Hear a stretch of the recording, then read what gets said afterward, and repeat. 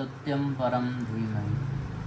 प्रिय दर्शकों, आज हम बात करेंगे कि कुंडली कैसे देखी जाती है।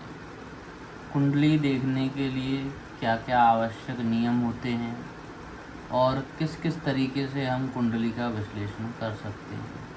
अगर आपको किसी की कुंडली देखनी है या कुंडली देखना सीखना है तो उसके लिए क्या क्या आवश्यक होता है, तो उस पर आज हम चर्चा करते हैं।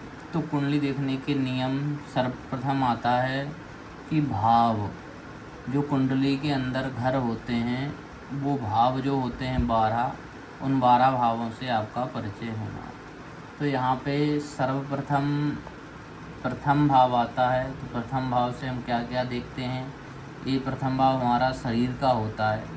तो जितना भी जो कुछ हमारे शरीर के बारे में है वो हम सब कुछ प्रथम भाव से देखते हैं। शरीर, वर्ण, आकृति, यशमान, प्रतिष्ठा, नाना नानी आदि आदि चीज़ें हम प्रथम भाव से देखते हैं। द्वितीय भाव से हम धन, विवेक, वाणी, कुटुंब सुख ये और आकस्मात धन लाभ, ये हम कुटुंब सुख वगैरह द्वितीय भाव से देखते हैं। तृतीय भाव से भाई बहन का सुख, पराक्रम, महत्वाकांक्षा और आकस्मिक धन लाभ के योग और मित्र आदि का योग हम तृतीय भाव से देखते हैं। चतुर्थ भाव की बात करें तो माता का सुख, मकान का सुख, वाहन का सुख, घर परिवार का सुख, नौकर आदि का सुख और प्रारंभिक विद्या का सुख हम चतुर्थ भाव से देखते हैं। पंचम भाव से हम संतान का सुख, शिक्षा और प्रेम आदि का विचार हम पंचम भाव से करते हैं। षष्ठम भाव से हम शत्रु, रोग, मामा पक्ष इत्यादि का विचार तथा कारावास आदि का विचार हम षष्ठम भाव से करते हैं। सप्तम भाव से पति पत्नी, दाम्पत्य जीवन सुख, गुप्त रोग आदि का विचार हम सप्तम भाव से करते हैं। एवं अष्टम भाव से हम रोग, लॉटरी, आकस्मिक धन लाभ, जल यात्रा, आपकी विदेश की यात्रा इत्यादि एवं जेल यात्रा हम अष्टम भाव से विचार करते हैं। नवम भाव से भाग्य, यात्रा, स्थान परिवर्तन तथा व्यापार इत्यादि का विचार हम नवम भाव से करते हैं।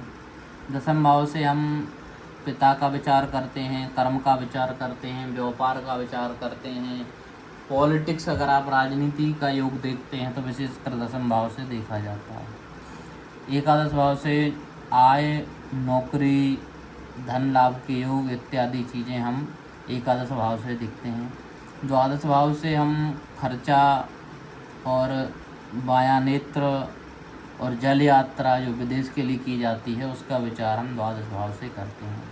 ये तो हो गए 12 भाव। जब आपको ये पता होगा कि किस भाव से हम क्या देखते हैं तो आगे आपको देखने में सरलता होगी। इसलिए आपको सर्वप्रथम भाव का परिचय होना बहुत आवश्यक है। भाव स्थायी रहते हैं, कुंडली में संख्या बदलती रहती, परंतु ये जो द्वादश भाव हैं ये बिल्कुल ऐसे ही स्थायी रहते हैं, इनकी संख्या में परिवर्तन नहीं होता है। दूसरा नंबर होता है भावेश। माना कि यहाँ पे 3 नंबर राशि लिखा है तो 3 नंबर का राशिपति होता है बुध, तो बुध हो गया भावेश, तो आपको उसके विषय में पता होना चाहिए। तीसरा नंबर होता है कुंडली देखने के लिए भाव में स्थित ग्रह। यहाँ 3 नंबर की राशि स्थित है, उसमें कौन कौन से ग्रह स्थित हैं, उनकी क्या क्या कंडीशन है आदि आदि चीज़ें आपको ज्ञात होनी चाहिए। और चौथे नंबर पे भाव पर ग्रहों की दृष्टि। अब आप प्रथम भाव के बारे में देख रहे हैं अथवा दसम भाव के बारे में देख रहे हैं, जिस भाव के बारे में देख रहे हैं तो उस भाव का स्वामी और उस भाव पर स्थित ग्रह, कौन कौन ग्रह उस भाव में बैठे हैं, पापक ग्रही हैं, मित्र क्षेत्री हैं, स्वक्षेत्री हैं, शत्रु हैं, कारक हैं, कैसे हैं, वो सब विचार आप करने के बाद में उस पर दृष्टि किस ग्रह की पड़ रही है, वो शत्रु तो नहीं है, मित्र है इत्यादि चीज़ों का आप विचार करेंगे। फिर भावेश पर दृष्टि, जो इस भाव का अधिपति है उस पर किसकी दृष्टि है, वो कहाँ स्थित है, किस कंडीशन में स्थित है, उच्च है, नीच है, मित्र है, शत्रु है, 4, 8, 12 में है आदि आदि चीज़ों का विचार करेंगे।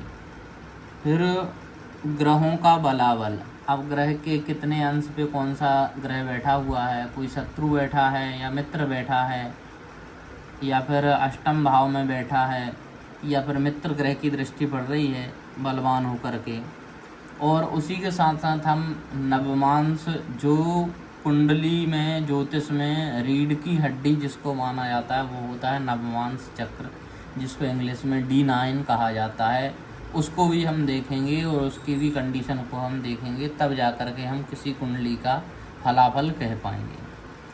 और 8वीं स्थिति जो आपकी बनती है, उसमें जो यहाँ पे ग्रह स्थित हैं वो कौन से नक्षत्र में स्थित है और उस नक्षत्र का स्वामी कौन है, उसका हम पता करने के बाद में किसी भी भाव का फल कह पाते हैं। तो सर्वप्रथम आपको अगर ज्योतिष सीखनी है, अगर आपकी कुंडली में रुचि है, तो आपको ये सब चीज़ों का ज्ञात होना आवश्यक है।